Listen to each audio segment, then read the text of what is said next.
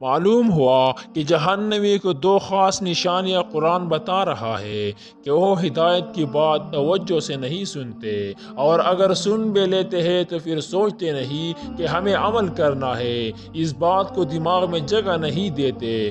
قرآن کی یہ دو الفاظ بڑے اہم ہیں، لو کننا نسمع او نعقل، ایک کاش کہ اگر ہم سنتے اور ہم اس پر دھیان دیتے تو ہم جہنم والوں میں سے نہ ہوتے۔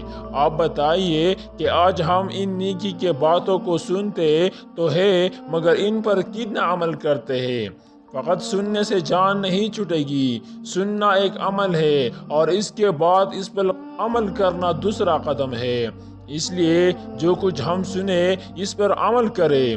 اس لیے نبی کریم صلی اللہ علیہ وسلم نے صحابہ سے اس بات پر بیت لی تھی کہ تم جو کچھ سنو گے تم اس پر عمل کرو گے۔